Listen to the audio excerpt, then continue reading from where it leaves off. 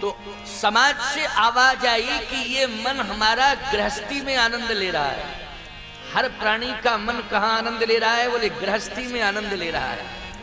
इसलिए लोग गृहस्थी छोड़ के जाना नहीं चाहते हैं। कहीं तीर्थों में भी जाते हैं तो बड़ी मुश्किल में समय निकाल के जाते हैं।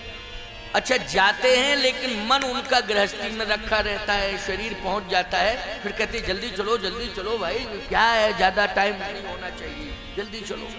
इसका मतलब है मन जो है गृहस्थी में आ गया। ये मन हमारा गृहस्थी में आनंद ले रहा है। अच्छा ये मन है क्या? कबीरदास के मत से ये मन है, मन मतंग माने नहीं। कबीरदास जी ने कहा ये मन हमारा हाथी है। तो तुलसीदास जी ने मन को हाथी नहीं बताया क्या? तुलसीदास जी ने भी कहा मन करी विषय। अभी मैंने चौपाई कही, मन करी मानी हाथी। जैसे गणेश जी का दर्शन आप करते हैं तो गणनायक करी वरी बदन। तो गणेश जी का शरीर कैसा है? हाथी जैसा है। क्यों भाई? स्वरूप कैसा है? जब दर्शन करते हो हाथी जैसा है ना। गणनायक करी वरी बदन, करी वरी बदन, इसका मतलब करी मानी हाथी, मतंग मानी हाथी। तो ये हमारा मन क्या है? बोले मन मतंग माने नहीं। कबीर कहते हैं ये हमारा मन हाथी है। तुलसीदास जी भी कहते हैं हमारा मन हाथी है। पार्वती जी ने कहा भगवान शंकर से, हे स्वामी ये मन हमारा हाथी क्या? बोले सबका मन हाथी है। मन जिसके हैं वो हाथी ये होते हैं। अच्छा हाथी का काम क्या है? बोले हाथी जो है जहां उसको पहुंचना है वो लक्ष्य बनाता है, फिर किसी की ओर देखता नहीं है। जहां उसको पहुंचना है वहीं पहुंचता है। मन भर बना ले कि हमें यहाँ पहुंचना है, वहीं पहुंचेगा। न किसी को देखेगा अगल में बगल में आगे पीछे, कुछ नहीं। हाथी तो सीधा चलता है, लक्ष्य बना लेता है कि मुझे वहां जाना है। अच्छा महावती यदि बैठा हो, अंकुश हाथ में लिए हो, तो हाथी थोड़ा नियंत्रित होता है। और यदि महावती नहीं है फिर उस हाथी को कोई रोक सकता है? जल्दी बोलो, कोई नहीं रोक सकता है उस हाथी को। वो संकल्प ले ले, लक्ष्य बना ले कि हमें यहाँ पहुंचना है, वो पहुंचेगा ही पहुंचेगा। चाहे जितने रोकने वाले लोग प्रयास करें, अगर महावती नहीं है तो हाथी रुकने वाला नहीं है, क्योंकि अंकुश नहीं है। इसका मतलब ये हमारा मन हाथी है, इस पर कोई महावती नहीं है, इसलिए अंकुश नहीं है, स्वतंत्र है। जहां मन करता है वहीं चल देता है। क्यों भाई? यही लक्षण है कि नहीं? ये लक्षण है। अब आपके जीवन से मिलती जुलती बात हम बता रहे हैं, ये आध्यात्म की बात है। इस जिससे परम कल्याण आपका होना है, कथा के माध्यम से आपको आध्यात्म से भी जोड़ रहा हूँ, और कथा के माध्यम से आपको लोक जगत से भी जोड़ता हूँ, परलोक से भी जोड़ता हूँ। ये लोक परलोक जीवन की कथा, जीवन की व्यथा राम की कथा से जुड़ जावे तो राम की कथा जीवन की व्यथा को दूर कर देती है। अब ये गृहस्थी रूपी जंगल में वैसे नियम ये है कि हाथी पशु संस्कृति में पैदा होता है। हाथी किस संस्कृति में पैदा हुआ है? पशु संस्कृति में। लेकिन हाथी जो है पशु संस्कृति में पैदा हुआ है लेकिन रहता जंगल में है। अच्छा हाथी से कोई कहे कि जंगल से बाहर चलो तो वो जंगल से बाहर आना नहीं चाहता है। वो कहता नहीं, हमें यही आनंद मिल रहा है, हम तो जंगल में ही रहेंगे। गृहस्थी रूपी जंगल में ये मन रूपी हाथी भी आनंद ले रहा है। ये मन रूपी हाथी कहां आनंद ले रहा है? गृहस्थी रूपी जंगल में। गृहस्थी को ये छोड़ना ही नहीं चाहता। लेकिन प्यारे एक दिन वो कंडीशन आ जाती है कि ना चाहने के बाद भी छोड़ना पड़ता है। आपको किसे छोड़ना पड़ता है? हाथी को। क्या छोड़ना पड़ता है? जंगल। कब छोड़ना पड़ता है? जब जंगल में आग लग जाती है तब। जंगल में अगर आग लग गई है तो बोलो हाथी जंगल के अंदर रहेगा कि जंगल छोड़ के भागेगा? जंगल छोड़ के भागेगा। भागने का प्रयास करेगा, लेकिन जिस दिशा की ओर वो जा रहा है उस दिशा में आग। उसने दिशा बदली, दिशा भले ही बदल दी लेकिन उस दिशा में भी आग। पहली दिशा में आग, दूसरी दिशा में आग, तीसरी दिशा में आग, चौथी दिशा में आग, जिस दिशा की ओर जा रहा है उसमें आग ही आग। अब हाथी बेचैन हो रहा है क्योंकि निकल नहीं पा रहा है, आग लग चुकी है जंगल में, अब वो निकल नहीं पा रहा है। अब हाथी कह रहा है कि मुझे जंगल छोड़ना है, लेकिन आग कह रही है हम तुम्हें जंगल छोड़ने नहीं देंगे। अभी तक तुमने जंगल का आनंद लिया है, अब हमसे पाला पड़ गया है, अब मैं तुम्हें सबक सिखाऊंगी। आग कहती है किससे? हाथी से, कि अब मैं तुम्हें सबक सिखाऊंगी, अब तुम भाग नहीं सकते हो क्योंकि सारे रास्ते मैंने बंद कर दिए तुम्हारे, अब तुम्हारी हिम्मत कैसे है कि तुम भाग के जाओ। तब हाथी जो है भगवान से प्रार्थना करता है कि मुझे बचाओ, मुझे बचाओ। भगवान कहते हैं कैसे बचाएं? बोले मुझे उबारो प्रभु, बचाओ। भगवान ने कहा तुम 2-4-5 किलो के होते तो हम ऊपर बुला लेते, तुम तो हाथी हो, वजन बहुत है, इसलिए उठाना बहुत मुश्किल है। हाथी कहता प्रभु ऊपर उठाने की जरूरत नहीं है, फिर आप कृपा करके इसी जंगल के बीच में एक जल से भरा हुआ सरोवर दे दीजिए। यदि जंगल के बीच में जल से भरा हुआ सरोवर आपकी कृपा से अगर इस हाथी को मिल गया तो फिर ये जंगल की आग कुछ भी बिगाड़ने वाली नहीं है, मेरा अस्तित्व पूरी तरह से सुरक्षित हो जाएगा, लेकिन कृपा करिए आप तब।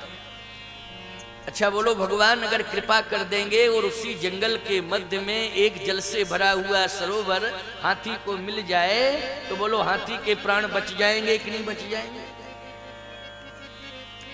हाथी के प्राण बच जाएंगे। अच्छा जब प्राण बचेंगे तो फिर समर्पण किसके प्रति होगा? जंगल के प्रति होगा कि जिसने प्राण बचाए उसके प्रति समर्पण होगा? बोलो जल्दी। जिसने प्राण बचाए हैं उसके प्रति समर्पण होगा। ठीक इसी प्रकार से हमारे आपके जीवन के साथ ये प्रसंग जुड़ रहा है। गृहस्थी रूपी जंगल में हमारा मन रूपी हाथी आनंद ले रहा है, लेकिन जब गृहस्थी रूपी जंगल में वासना की आग लग जाए, समस्याओं की आग लग जाए, तो ईमानदारी के साथ बताओ समस्याओं की आग लगने से, वासना विषय विकारों की आग लगने से हम क्या करेंगे? हमारा मन क्या करेगा? भागने की कोशिश करेगा, लेकिन फिर ये वासनाएं, ये विकार मन को ऐसे जकड़ लेंगे कि ये मन फिर भाग नहीं पाएगा, और जब भाग नहीं पाएगा तो याद रखना ये मन तड़पेगा, बेचैन होगा, और जब मन बेचैन होगा तो भगवान से प्रार्थना करेगा कि प्रभु मुझे बचाओ बचाओ बचाओ। तो भगवान कहते हैं एक ही उपाय है, क्योंकि गृहस्थी में तुम इतने फंस चुके हो, विकारों ने तुमको, समस्याओं ने इतना तुमको घेर लिया है कि चारों तरफ काम क्रोध लोभ मोह मद मत्सर की आग लग चुकी है हर दिशा में। और जब हर दिशा में आग लग चुकी है तो अब तुम्हारे पास कहीं भी निकलने की गुंजाइश नहीं है। तो मन रूपी हाथी कहता है प्रभु अब बचाओ मुझे, मुझसे भूल हो गई, मुझसे गलती हो गई, अब मुझे बचाओ। तो भगवान कहते हैं कि एक ही उपाय है बचने का, कि तुम मेरे पास नहीं आ सकते हो, लेकिन मैं तुम्हारे पास राम कथा रूपी सरोवर भेज रहा हूं, बस इसमें स्नान कर लेना, इसमें डुबकियां लगाते रहना, तो ये विकार तुम्हारा कुछ भी नहीं बिगाड़ पाएगा। बोलो भाई बचने का यही उपाय है कि नहीं?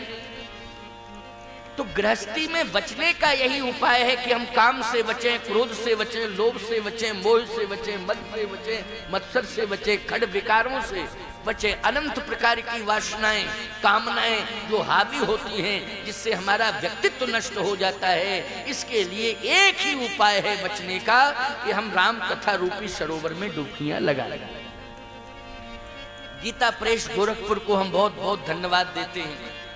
हनुमान प्रसाद पोद्दार जी को बहुत बहुत साधुवाद कि उन्होंने श्री तुलसीदास जी महाराज के इस ग्रंथ का विस्तार करके एक गीता प्रेस गोरखपुर के माध्यम से बहुत कम मूल्य में, बहुत कम मूल्य में जन जन को उपलब्ध कराया। बोलो कराया ये ग्रंथ की बहुत कम मूल्य में, घर घर में इस ग्रंथ को पहुंचाया। बहुत सारे ग्रंथों का प्रकाशन हुआ है, गीता प्रेस गोरखपुर में धार्मिक ग्रंथों का प्रकाशन हुआ है, लेकिन वो पढ़ने में बहुत कठिन है। लेकिन रामचरितमानस पढ़ने में सरल है और हिंदी में अर्थ भी दे दिया, चौपाई छंद सोरठा दोहा कुछ भी हो, बढ़िया अर्थ भी दे दिया, आप अर्थ भी पढ़ सकते। घर घर में रामचरितमानस होना चाहिए और रामचरितमानस का पाठ होना चाहिए घर घर में। चाहे थोड़ा सा 10 मिनट का ही समय निकालिए, लेकिन 10 मिनट का समय निकालिए, रामचरितमानस को जरूर पढ़िए। अखबार पढ़ने में कम से कम लोग आधा घंटे का टाइम देते हैं, बोलो देते हैं कि नहीं देते? अच्छा, अखबार पेपर ना आवे तो परेशान भी रहते हैं, हमने ऐसा भी देखा है। जैसे पेपर आपके घर में आता हो और ना आवे तो परेशान, क्यों आया कैसे नहीं, क्यों तुमने देखा कोई ले तो नहीं गया, कहां गया, क्यों नहीं आया, फोन लगाओ जरा जानकारी। अरे इतने बेचैन हो रहे हो, क्या है उसमें, पेपर में है क्या, अखबार में क्या है? अखबार में जगत संबंधी चर्चाएं हैं, बोलो संसार से संबंधित घटनाएं हैं कि नहीं, धार्मिक घटना, धार्मिक चर्चा है कुछ में, कभी कोई महात्मा का आ गया प्रवचन अलग बात है, लेकिन ज्यादातर संसार से संबंधित चर्चाएं हैं। बेचैन कितने हो सुनने के लिए, समझने के लिए, पढ़ने के लिए, कि आपने पूरे घर में एक तहलका मचा दिया कि पेपर कहां गया, पेपर कहां गया, पेपर यहीं तो रहता था, कौन ले गया, न जाने क्या क्या है, आए बाएं साएं बकना शुरू कर दिया। आपके पास इतना टाइम है कि आप उसको बड़े चाव से पढ़ रहे हैं, क्या है इसमें? इसमें है जगत संबंधी खबर। अच्छा, पढ़ने के बाद आपकी मानसिकता बदल जाती है, पढ़ने के बाद, पेपर पढ़ने के बाद मानसिकता। और फिर कोई कहे कि भैया पेपर पढ़ लो, नहीं नहीं पढ़ लिया है, क्यों नहीं पढ़ रहे हो, बोले रद्दी, बोले रद्दी। पढ़ने के बाद क्या हो गया, वही पेपर रद्दी, बोलो रद्दी हुआ कि नहीं? जब तक पढ़ा नहीं था उसकी कीमत 10 रुपए की थी, और आपने पढ़ लिया उसकी कीमत रद्दी। लेकिन आपको मालूम है, हम रामचरितमानस को पढ़ते हैं, श्रीमद् भागवत को पढ़ते हैं, श्रीमद् भगवत गीता को पढ़ते हैं, ग्रंथों को पढ़ते हैं, पढ़ने के बाद सिर से लगाते हैं और अपनी संतानों से भी कहते हैं कि ये आधार है जिंदगी का, प्रणाम करो और पढ़ो। बोलो श्रद्धा बढ़ती जाती है कि नहीं बढ़ती जाती है? लेकिन पेपर पढ़ने के बाद बेचैनी, जब तक नहीं पढ़ा बेचैनी रहती है, इसके बाद उसके प्रति श्रद्धा रहती है क्या? उसको क्या मानते हो? रद्दी मानते हो। लेकिन ग्रंथ को पढ़ने के बाद माथे से लगाते हो कि नहीं लगाते हो? अखबार पढ़ने के बाद माथे से लगाते हो क्या? फेंक देते हो। क्यों? कारण क्या है? कारण क्या है? कारण यह है कि अखबार जगत से जुड़ा हुआ है, ये ग्रंथ जगदीश से जुड़े हुए हैं।